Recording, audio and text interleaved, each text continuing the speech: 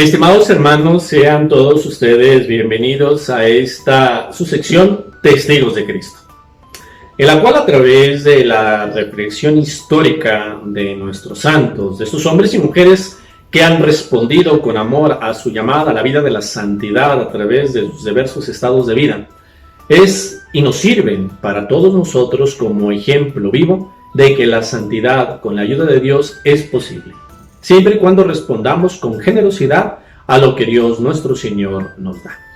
Muy bien, vamos a comenzar con una oración. En el nombre del Padre, del Hijo y del Espíritu Santo. Amén. Dios te salve María, llena eres de gracia, el Señor es contigo, bendita eres entre todas las mujeres, y bendito es el fruto de tu vientre Jesús. Santa María, Madre de Dios y Madre nuestra, ruega por nosotros los pecadores, ahora y en la hora de nuestra muerte. Amén. En el nombre del Padre, del Hijo y del Espíritu Santo. Amén. Hermanos, el día de hoy vamos a meditar y aprender sobre la vida de un santo, de un hombre, de un jefe de Estado, de un rey. Nos vamos a remontar al siglo XIII, en la Francia. Vamos a hablar de San Luis, rey de Francia, conocido ya en la historiografía de los reyes franceses como Luis IX. Él nace en Poissy en 1214. Sus padres fueron los reyes Luis VIII de Francia y su madre fue Blanca de Castilla. Quisiera simplemente recalcar que él vive en medio de una familia que a su modo y por las circunstancias históricas que le toca vivir, vive una infancia muy marcada, en primer lugar por las luchas dinásticas. Hay varios pretendientes al trono francés, tanto internos, en el caso de condes o duques que pretendían el trono francés, como también por amenazas extranjeras, es decir, en el caso de diversos monarcas ingleses, en concreto de Enrique III, que también pretendía el trono de Francia, y precisamente contra todos ellos le va a tocar luchar Luis IX para defender no solamente su derecho al trono, sino sobre todo para defender la estabilidad del reino. Aquí vamos a encontrar un detalle muy hermoso. El ejemplo que su madre le da. Blanca de Castilla, como reina española, se casa con este rey francés, Luis VIII, y de ella recibe sobre todo el firme carácter propio de los castellanos y una religiosidad muy firme. De hecho, Blanca se va a encargar de sacar adelante al niño, puesto que su padre muere mientras el rey Luis era muy chico, muy niño, y Blanca queda como regente del reino, mientras Luis todavía le quedaba algunos años más por madurar para luego ser consagrado como rey de Francia. Es aquí en donde vemos cómo Luis aprende de su madre no solamente el tacto y la firmeza para gobernar, sino sobre todo de su madre aprende la devoción, el amor y el respeto a Cristo nuestro Señor, a nuestra Santísima Madre la Virgen María y sobre todo a comportarse como un fiel hijo de la Iglesia. En medio, dicho sea de paso, de estas continuas luchas que incluso a la misma Blanca de Castilla le toca encomendar. Ya es coronado rey de Francia en la Catedral de Reims en el año de 1226. Años más tarde es comprometido con Margarita de Provenza y de ella tiene una familia numerosa. Cosa rara en la época, pero ciertamente Dios le lleva a tener una descendencia que incluso llega a edades adultas. Aquí, hermanos, hay que considerar que mientras dura esta primera etapa del rey Luis IX, se encarga de gobernar conforme a los principios rectos de justicia sus dominios. Y ciertamente él tiene que luchar, como lo acabamos ya de comentar, contra todos aquellos que querían arrebatarle el trono. Pero va a llegar un momento, como en la vida de los santos, hay un momento que le marca, un momento que para él va a representar un punto de quiebre en su vida como hombre, como esposo, como padre de familia y sobre todo como monarca de todos los franceses. Es en el año de 1244. En ese año él enferma gravemente. No sabemos de qué cayó enfermo, pero ciertamente estuvo a punto de morir. Él ofrece un voto, es decir, una promesa a Jesucristo, a nuestro Señor. Y precisamente es liberado de la enfermedad, es sanado.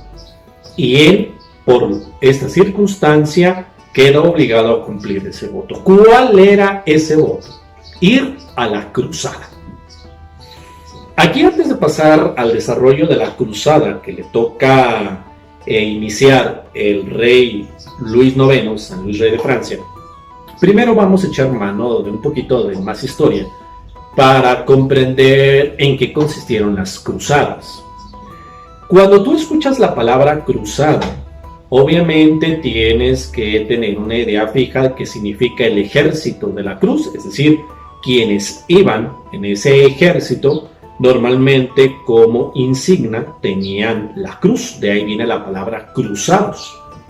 Ahora bien, las diversas cruzadas que hubo en la primera parte de la Edad Media se dieron porque la Tierra Santa, la tierra en donde vivió, murió y resucitó nuestro Señor Jesucristo, los actuales santos lugares, en los que en la actualidad ocupa Israel y Palestina. Esos lugares que antes eran cristianos cayeron bajo el dominio del imperio de la media luna, es decir, bajo el dominio de los musulmanes. Y como sabemos, ciertamente hubo circunstancias muy dolorosas de destrucción de iglesias, de persecución en contra de los cristianos.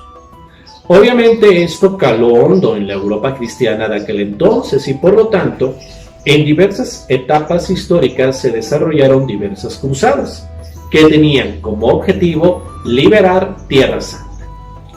En la época de San Luis, rey de Francia, precisamente en ese año 1244, el sultán había arrebatado Jerusalén de las manos cristianas y volvió a ser musulmana. Todavía quedaban algunas ciudades bajo el dominio francés en Palestina. Entonces él toma la bandera de la cruz e inicia precisamente la cruzada que él va a coordinar. Esta cruzada primeramente llega a lo que ahora es Egipto y trata precisamente de hacer guerra en la capital de aquel entonces del imperio musulmán que se encontraba en Egipto, precisamente para de ahí, a través del mapa, a través del desierto del Sinaí, poder llegar a liberar Tierra Santa. Desgraciadamente, en ese momento cae derrotado y cae prisionero. No solamente él, sino la inmensa mayoría de su ejército y la mayor parte de la nobleza francesa que lo había acompañado. Obviamente esto le hace a él negociar un rescate para poder escapar. Y ciertamente logra ya pagar el rescate, no solamente de él, sino de su ejército y de la nobleza que lo acompañó. Y ya en el año de 1250, él va a estas ciudades francesas que se encontraban en Palestina para reorganizar, para impartir justicia y al mismo tiempo para defender las pocas posesiones cristianas que se encontraban en aquel entonces en Palestina. Él regresa a Francia. Pero aquí es donde ya notamos en el rey Luis un cambio. Ya notamos en él que en su corazón ha quedado impregnado de una espiritualidad propia de los soldados que iban a la cruzada. Porque hay que recordar hermanos, de que ir a la cruzada no significaba ir solamente a una simple guerra de liberación, no. Ir a la cruzada en ese tiempo, en esa época, significaba sobre todo una profunda espiritualidad, que implicaba sobre todo el cumplir fielmente lo que Dios pide en sus mandamientos. Una actitud de expiación, es decir, que a partir de los propios sufrimientos y de los propios sacrificios, el cruzado pudiera no solamente purificarse de sus culpas, sino también ayudar a los otros a purificarse, y también a que esa misma acción del cruzado en su espiritualidad pudiera tener un reflejo en el campo y en la acción en donde él le tocaba vivir, máximo si él era el rey. Por eso, cuando preguntan por qué la cruzada fue derrotada, él simplemente, el rey, atinaba a decir cómo era la razón de aquel entonces. Fuimos derrotados en la cruzada por culpa de nuestros pecados y por los pecados de la cristiandad. Por eso la cruzada no solamente tenía un aspecto de guerra, de liberación, no, sino también un aspecto de purificación y de expiación propios de los soldados.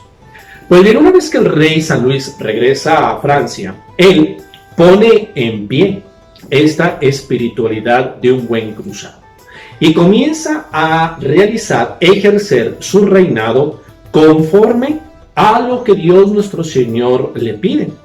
4 cosas muy concretas. La primera, comienza él a moralizar la vida pública, es decir, todos los aspectos de la vida de sus vasallos, de sus gobernados.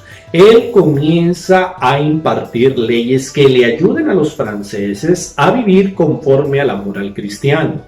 Un segundo punto, él comienza a garantizar la honradez de sus funcionarios. Y aquí estamos ante un tema muy interesante sobre lo que significa impartir la justicia. Él, San Luis, comienza ya a ejercer la justicia propia de un monarca, propia de un rey, pero no para favorecer de acuerdo a sus propios intereses o conveniencias, no.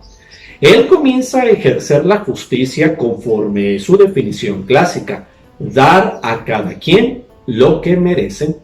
Por lo tanto, no solamente él como garante de la justicia del reino comienza a realizar con su ejemplo, sino que quiere que todos los funcionarios del reino, todos los funcionarios reales, sean civiles o eclesiásticos, comiencen también ellos a ejercer e impartir justicia. De hecho, él mismo se erige como juez frente a los abusos que sus vasallos más poderosos pudieran cometer frente a los más débiles.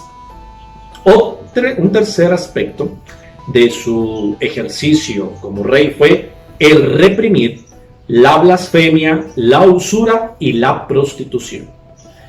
3 cosas que dañaban constantemente a los habitantes de su país y que él constantemente estuvo vigilando para evitar que se cometieran.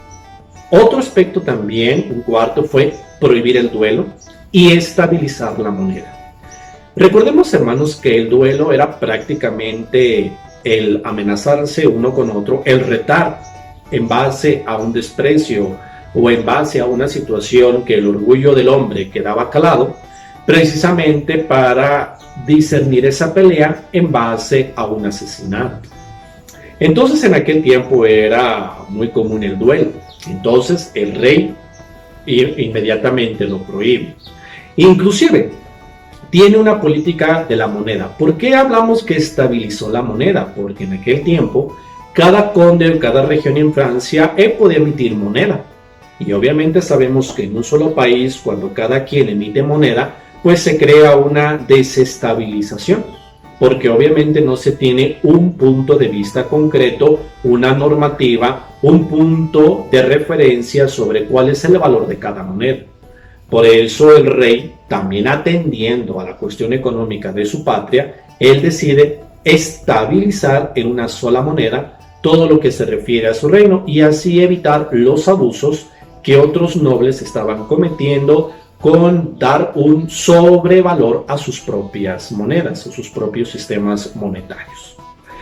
Él también, a nivel internacional, comienza a dar un aspecto muy profundo que se refiere a la búsqueda de la paz.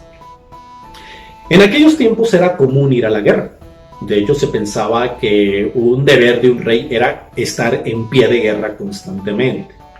El rey Luis defiende su reino, pero lo defiende a través de la diplomacia, del diálogo y sobre todo de saber ceder en lo contingente o en lo circunstancial, pero defender siempre lo esencial. Esto quedó demostrado en las negociaciones con Enrique III de Inglaterra. Él logra firmar una paz muy estable con los ingleses cuando constantemente estaban en guerra. Inclusive esta paz le convierte a él en árbitro de Europa. Es curioso cómo incluso él llega a saber ser árbitro entre las diferencias entre el papa de la época y el emperador alemán, o incluso entre diferentes principados o nobles. Él llega a tener este carácter de conciliador. Sabemos muy bien, hermanos, que cuando en las relaciones internacionales se escoge un árbitro para dirimir conflictos o dirimir diferencias, se trata de escoger a una persona que primero cause confianza, segundo, cause diálogo, tercero, tenga esta capacidad de juntar, de empatizar los intereses comunes y en la medida de lo posible hacer a un lado las diferencias para llegar a acuerdos comunes. Pues bien, aquí se cumple muy bien esta bienaventuranza de nuestro Señor que dice: bienaventurados aquellos que buscan la paz, porque serán llamados hijos de Dios. Perfectamente se cumple en el rey Luis IX, San Luis, rey de Francia. Hermanos, todavía, a pesar de llevar en paz las cuestiones de su reino, San Luis todavía tenía en el corazón, como le llamamos actualmente, una espinita. Esa espinita que significaba ir a la cruzada.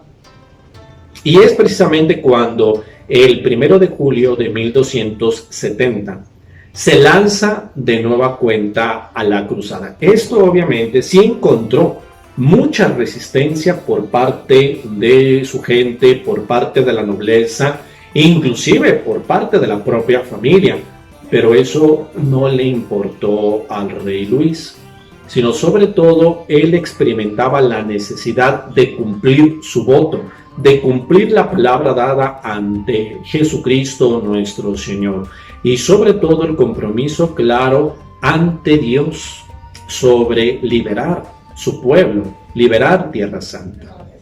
Es aquí en donde él ya se embarca, cruza el Mediterráneo y va a atacar Túnez, precisamente para de ahí empezar la conquista del norte de África y poder llegar a Tierra Santa. Desgraciadamente, la conquista de Túnez se alarga, no logra caer y desgraciadamente cae la peste sobre el ejército francés.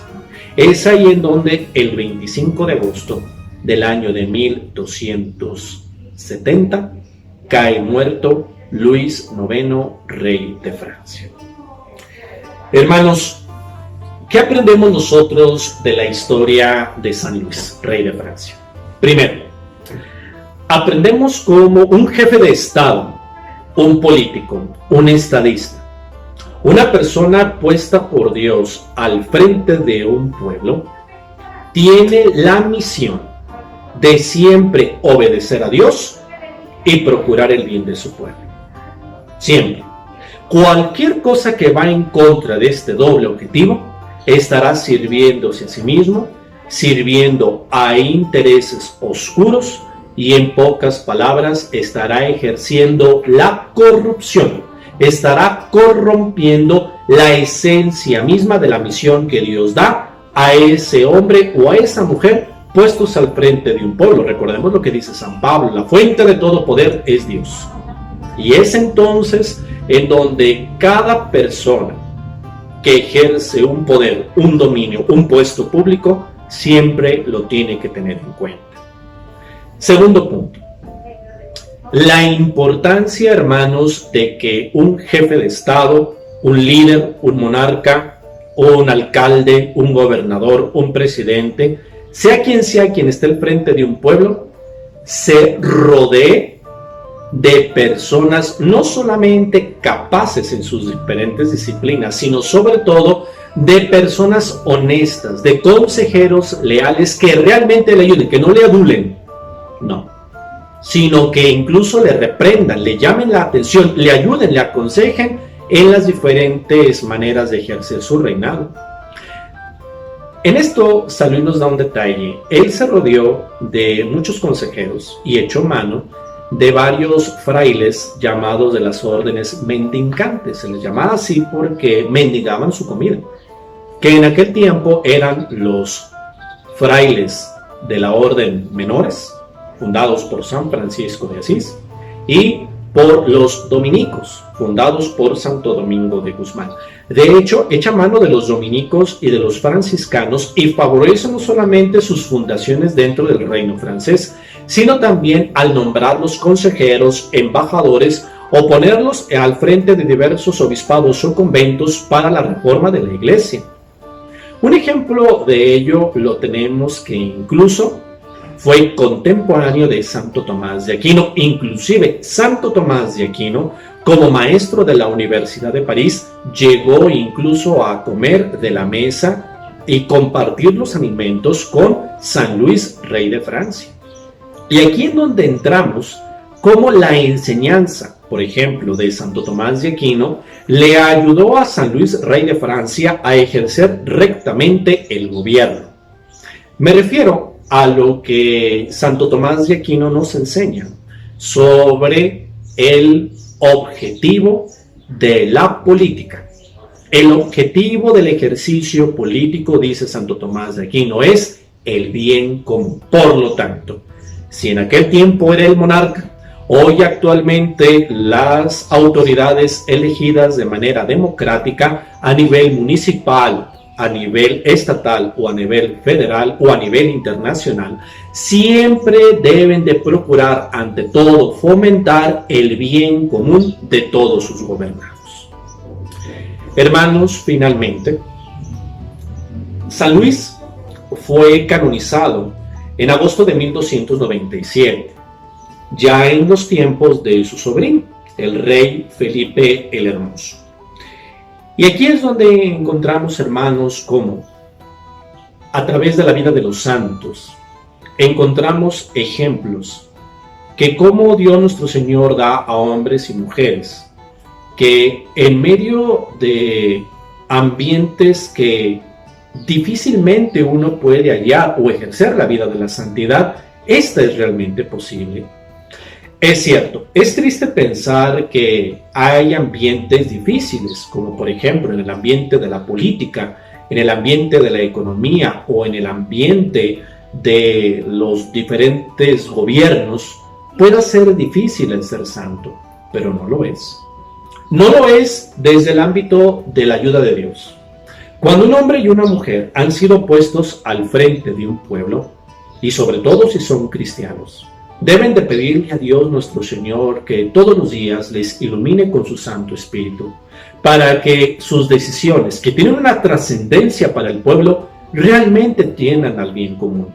Y que cuando se trate de defender la vida, defender el matrimonio entre el hombre y la mujer, defender la familia conforme al proyecto querido de Dios, defender el orden instituido por Dios nuestro Señor para nuestra sociedad, aún a pesar de los ataques, de las contradicciones, de los conflictos que pueda suscitar esta santa defensa, a nuestros políticos cristianos, Dios nuestro Señor les dé la gracia y la fortaleza de defender lo que Dios y su conciencia les pide.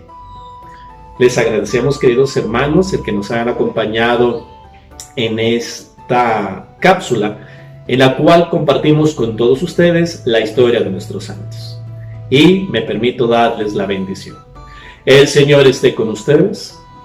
La bendición de Dios Todopoderoso, Padre, Hijo y Espíritu Santo, descienda sobre ustedes y permanezca para siempre. Amén. Muchas gracias y que Dios les bendiga.